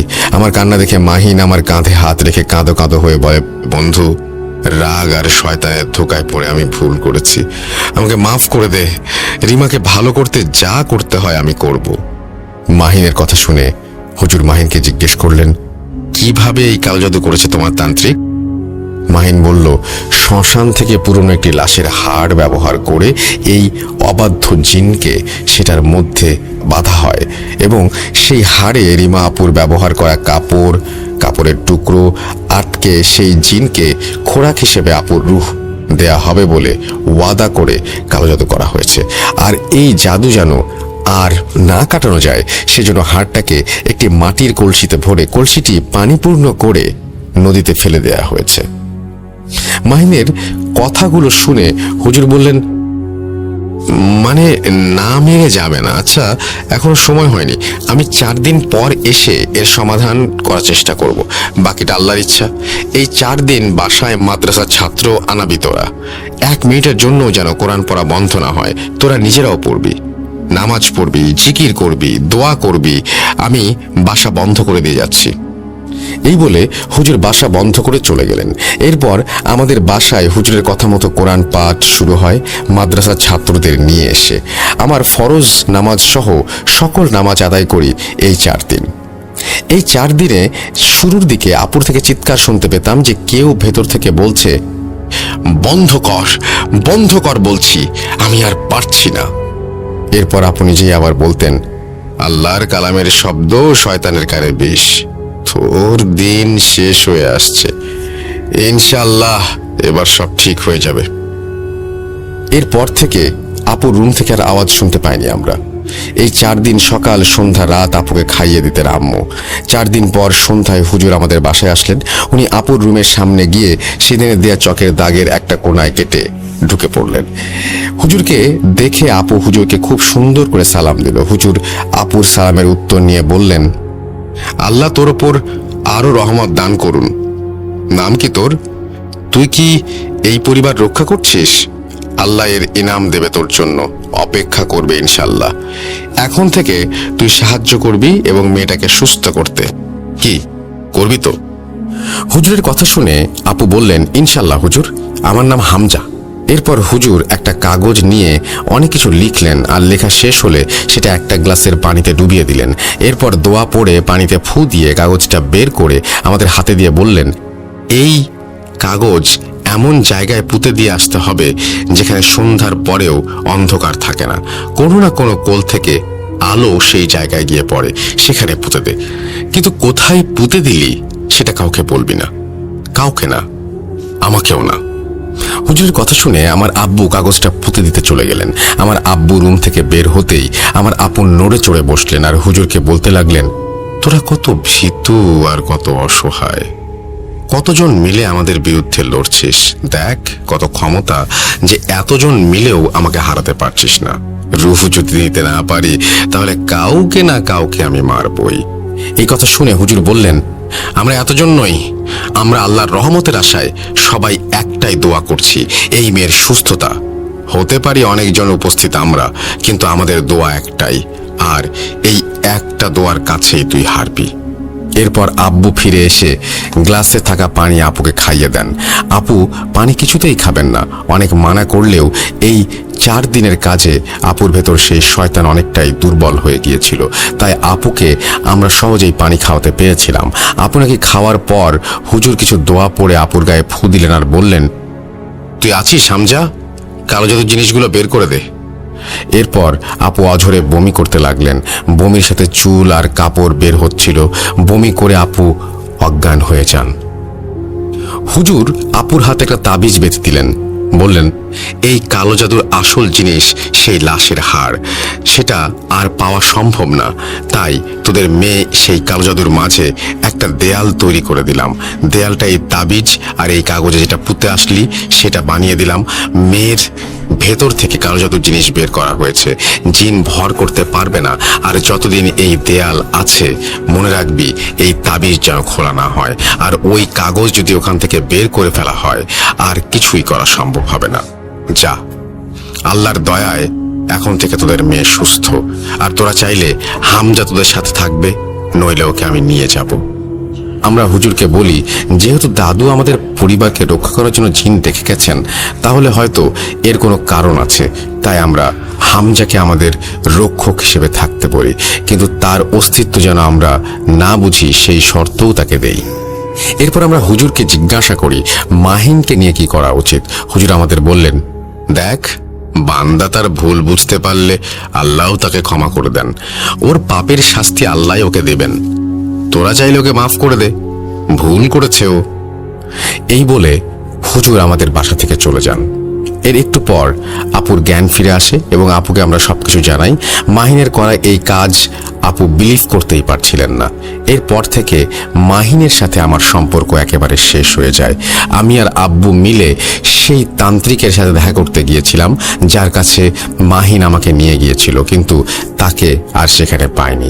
এরপর মাহিনের মা বাবাকে সব ঘটনা জানালে ওনারা রাগে আর লজ্জায় এলাকা ছেড়ে কোথাও চলে যান এবং আর কখনো ফিরে আসেননি। এরপর আল্লাহর রহমতে আপু শ্বশুর বাড়ি চলে যান এবং আমার ভাগ্নেটাও এখন ভালো আছে। সব মিলিয়ে আমরা এখন ভালো আছি আলহামদুলিল্লাহ। জানো সাবিত, এই ঘটনা যাকেই বলি কেউ বিলিভ করে না, বলে এমন কিভাবে সম্ভব। আসলে যে সয় সেই জানে কতটা যন্ত্রণা। এতক্ষণ এখানে বসে আসলে বানিয়ে বানিয়ে এত কিছু বলা সম্ভব কিনা সেটা মানুষ বুঝতে চায় না। যাই হোক, তোমার যদি মনে হয় ভূত.com শেয়ার করবা তাহলে করতে পারো, কিন্তু পরিবারের ইনফরমেশন দিবা না, যেহেতু এখানে আমার ও আমার বোনের ফ্যামিলি জড়িত। এরপর আমি রাশেদ ভাইকে জিজ্ঞেস করি সেই হুজুরের কথা, সে কোথায় আছে তাও জিজ্ঞেস করি। উনি আমাকে বললেন যে এরপর হুজুরকে আর কখনো দেখা যায়নি, বা যেখানে হুজুরের সাথে দেখা করেছিলেন ওনারা সেখানেও হুজুরকে আর পাওয়া যায়নি। হয়তো অন্য কোনো সমস্যার সমাধান করতে অন্য কোথাও চলে গেছেন উনি। এই বলেই রাশেদ ভাই ওনার ঘটনা শেষ করেন। ঘটনা শুনে আমি আর রাশেদ ভাই সিগারেট খেতে খেতে বাস স্ট্যান্ডে চলে যাই। রাশেদ ভাইকে বাসে উঠিয়ে দিই, আমি আমার বাসায় রওনা হই। রিকশায় বসে সিগারেট খেতে খেতে ভাবছিলাম, মানুষের জীবনে কি কোনো ধরনের ঘটনা নেই? কারো কারোর সাথে মিল থাকে, আবার কারো ঘটনা একেবারেই আলাদা। ঘটনাটি শুনে আমার খুব ভালো লাগায় আমি ভূত.com শেয়ার করলাম। পড়ে শোনালে খুশি হব। আর ধন্যবাদ লিসনার্স, আপনাদের এতক্ষণ সময় নিয়ে শোনার জন্য আর এত ভালোবাসার জন্য। আর স্পেশালি থ্যাংক ইউ জানিয়েছেন আমাদের টিমকে, পুরো টিমকেই। সবাই ভালো থাকবেন, সুস্থ থাকবেন আর নিরাপদ থাকবেন। ধন্যবাদ সবাইকে। কথা হবে। আল্লাহ হাফেজ।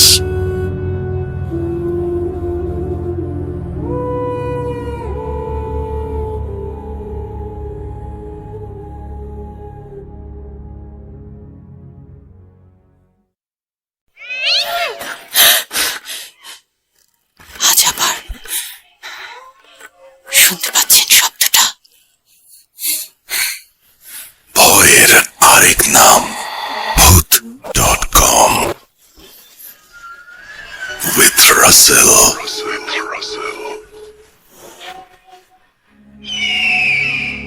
হ্যালো রাসেল ভাই, আশা করছি আপনি ভালোই আছেন। আমি সোহাগ চক্রবর্তী যশোর থেকে বলছি। ভূত.com এর প্রতি ভালো লাগা, ভালোবাসা থেকেই আমার ঘটনাগুলো আপনার সাথে শেয়ার করা। আজকে আমি ইন্ডিয়াতে ঘটে যাওয়া হাসপাতালের একটি ঘটনা আপনার সাথে শেয়ার করতে যাচ্ছি।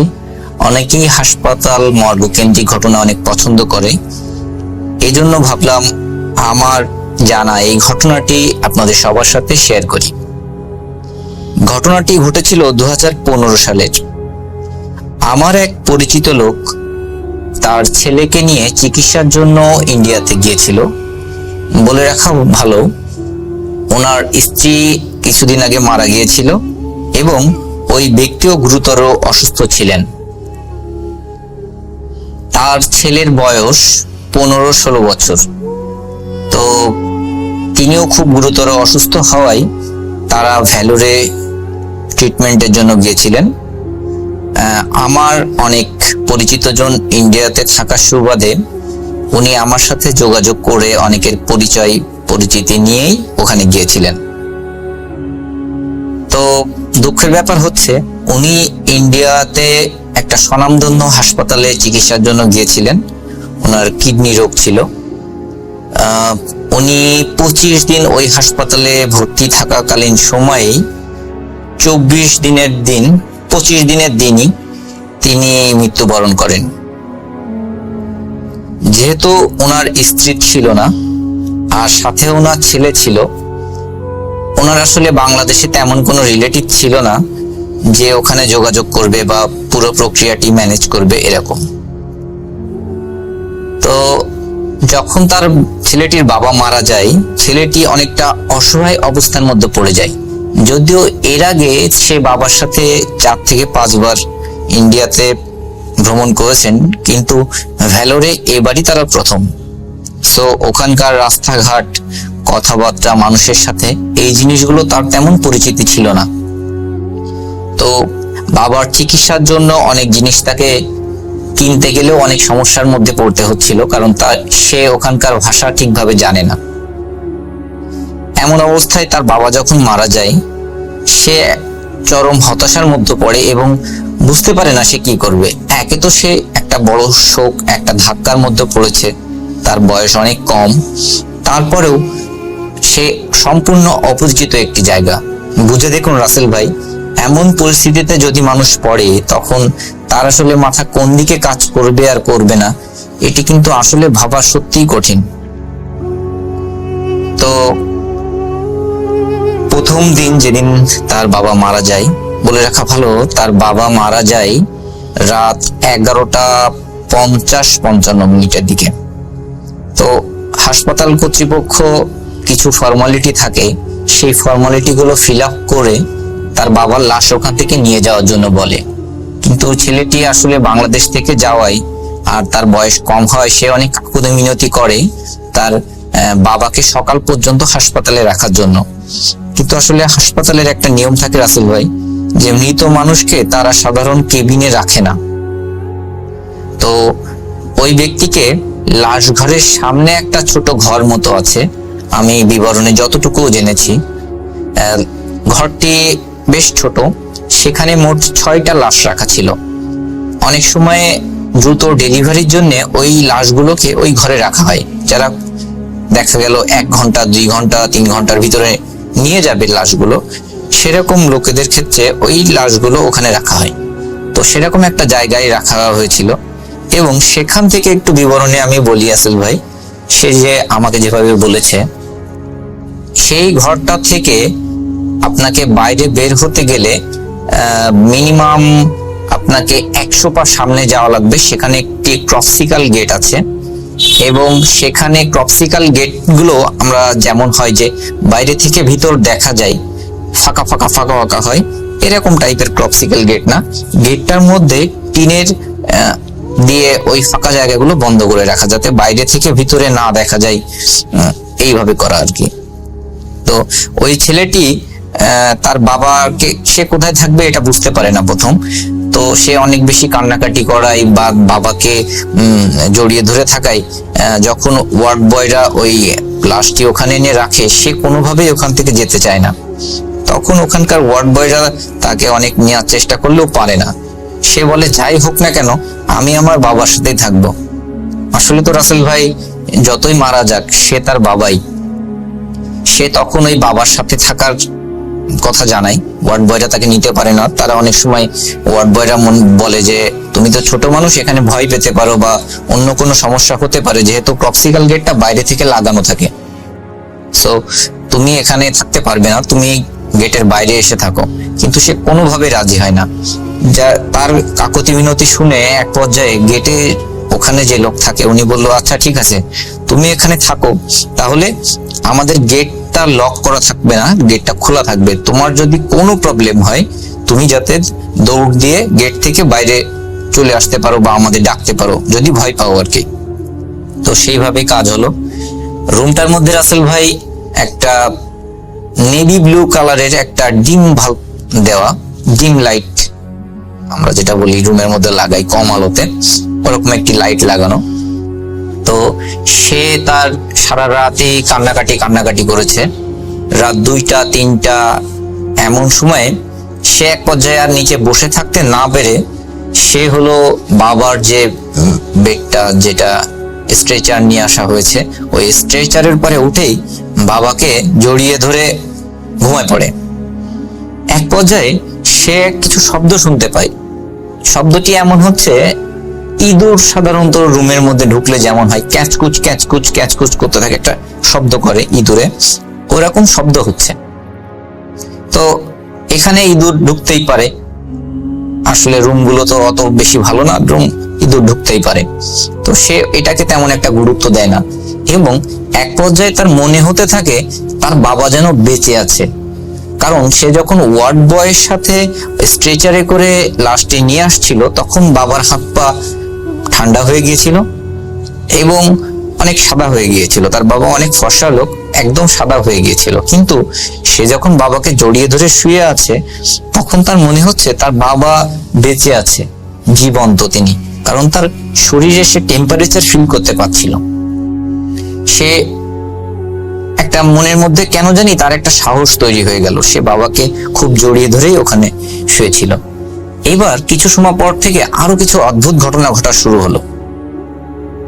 সে হঠাৎ ওই শব্দগুলো বেশি বেড়ে যাওয়ার কারণে সে একটু মুখ উঁচু করে দেখে কিছু লোক ওই রুমের মধ্যে ঢুকেছে।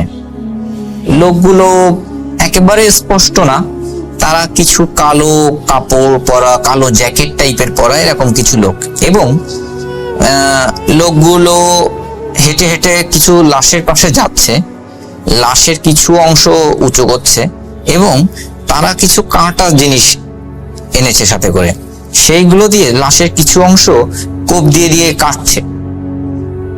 কেটে কেটে তারা একটা প্যাকেট মতো আনছে, ওই প্যাকেটের মধ্যে ভরছে। এই জিনিসগুলো দেখে উনি কিন্তু সে কিন্তু খুবই ভয় পেতে শুরু করে, কারণ সে তো এমন জিনিস কখনো দেখেনি। তারপরেও সে মনে করছে হয়তো এটা হাসপাতালের কোনো লোক হতে পারে, কারণ লাশ কেটে নিয়ে যাচ্ছে, এটা বাইরের লোক হবে, এটা তো আসলে সে বুঝতে পারে না। কিন্তু এই ব্যাপারগুলো সে দেখছে, আবার মুখ লুকিয়ে পড়ছে যাতে তার এই জিনিসগুলো না দেখতে হয়। কিন্তু তার কাছাকাছি যখন ওই লোকগুলো চলে আসছে, তখন পাশের একটা লাশকে যখন ওইভাবে হাত কাটছে, পা কাটছে বা শরীরের অন্য অংশ কেটে নিচ্ছে, তখন হঠাৎ সে দেখে পাশের সে একজন মহিলা। সে বলছে, আরে এই লোকের চোখ দুটো কত সুন্দর, বলেই সে দেখে আঙুল দিয়ে তার চোখটা টান দিয়ে তুলে ফেললো। এবং চোখটা যখন আঙুল দিয়ে টান দিয়ে তুলে ফেললো রাসেল ভাই, সে তো বয়স অনেক কম, সে দেখছে যে চোখের নিচে অনেকটা লম্বা ফিতার মতো অনেক কিছু একটা মাথার মধ্যে থেকে বের হয়ে আসলো, এবং ওই মহিলা কিছু না বলে বলছে এটা অনেক সুস্বাদু হবে বলে মুখে ঢোকা দিল। এখন সে এই ব্যাপার দেখে এতটাই ভয় পেয়েছে যে আসলে কি বলবে কি বলবে না। আরো রাসেল ভাই আরো অবাক করার ব্যাপার হচ্ছে, সে ওখানে কারোর সাথে ঠিকভাবে কমিউনিকেট করতে পারছে না কথা বা ভাষার কারণে। কিন্তু ওখানে যে লোকগুলো আছে সবাই তারা বাংলা ভাষাতে কথা বলছে। সে এটা দেখে খুবই ভয় পেয়েছে, কারণ এখানে তো হাসপাতালের লোক যদি হয় তাহলে তারা তো ওই ভাষায় কথা বলবে, তামিল ভাষা, হিন্দি ভাষা কিংবা ইংরেজি ভাষাতে, কিন্তু তারা কথা বলছে বাংলা ভাষাতে। এবং চোখ উঠায় সে গালের মধ্যে ঢুকায় সেটা খেয়ে খাচ্ছে, খুব বলছে হ্যাঁ খুব ভালো খেতে, এটা ভালো, ওইটা ভালো, এইভাবে নিচ্ছে। অনেকটা খাচ্ছে তারা, অনেকটা তারা প্যাকেটে ঢুকাচ্ছে। এখন এই পর্যায়ে একটা টুইস্ট আছে রাসেল ভাই। ওই যে আমি প্রথমে বলছিলাম, ছেলেটা প্রথম যখন বাবার বুকের পরে উঠে চিন্তা করলো যে বাবা জীবন্ত, একটা সাহস ফিল হলো, এই ব্যাপারটা আরো পরে ইন্টারেস্টিং হয়ে যায়। সে যখন ভয় পেতে থাকে এবং বাবাকে জোরে চেপে ধরে, তখন তার বাবার একটা হাত তার গায়ের উপর দিয়ে এসে পড়ে, একদম আমরা এক হাত দিয়ে যদি কাউকে জড়িয়ে ধরি, ঠিক যেভাবে জড়িয়ে ধরা হয় সেইভাবে জড়িয়ে ধরে। এখন এইটাই কিন্তু আমরা স্বাভাবিকভাবে ভয় পাবো, কিন্তু ওই ছেলেটি এতই ভয় পেয়েছিল যে যখন তার বাবার একটা হাত জড়িয়ে ধরার মতো তাকে জড়িয়ে ধরে খুব শক্তভাবে, তখন সে খুব বেশি সাহস পেতে থাকে। সে তখন আর এটা ভয় পায় না। এইভাবে সে কত বেলা ভয়তে ছিল বা সেন্সলেস হয়ে গিয়েছিল এটা সে জানে না। ভোরবেলায় যখন দেখে বাইরে থেকে কিছু আলো আসছে ওই রুমের মধ্যে, তখন দেখে ওই রুমের মধ্যে আসলে কেউ নাই, আর তার বাবার হাত কিন্তু ওইভাবে আর ধরে নেই, হাত কিন্তু আবার সোজা হয়ে গেছে। সে আসলে যতটা ভয় পেয়েছিল ওই সময়, কিন্তু পরবর্তীতে সে অনেকটাই বেশি অবাক হয় যেটা কি হলো আমার সাথে।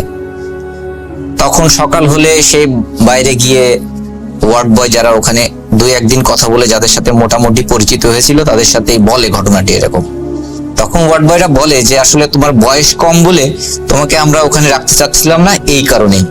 এখানে এরকম প্যারানর্মাল কিছু ঘটনা ঘটে, অনেকেই দেখে যে এখান থেকে লাশ কেউ খেয়ে যাচ্ছে, অনেক সময় বাস্তবিকভাবেও লাশের কিছু অংশ গায়েব হয়ে যায়। তারপরে আরো অনেক ঘটনা ঘটে, তুমি বয়স অনেক কম হওয়ার কারণে তোমাকে আমরা ওখানে রাখতে চাচ্ছিলাম না। সো এটা ছিল ঘটনা। পরবর্তীতে ওই ছেলে আমার সাথে ফোনে কথা বললে আমি ওখান থেকে কিভাবে আসবে সেটা নিয়ে আমি তাকে সব পরামর্শ দিই। সে লাশ নিয়ে আর দেশে ফিরতে পারে না, ওখানেই তার বাবার লাশের সৎকার করে সে বাংলাদেশে চলে আসে এবং বাংলাদেশে আসার পরে সম্পূর্ণ ঘটনাটি আমার সাথে শেয়ার করে। আমি আজকে সেই ঘটনাটি আপনার সাথে শেয়ার করলাম রাসেল ভাই। যদি আপনার ঘটনাটি পছন্দ হয় তো শ্রোতাদের উদ্দেশ্যে আপনি প্রচার করবেন, আর ভালো থাকবেন। ধন্যবাদ রাসেল ভাই।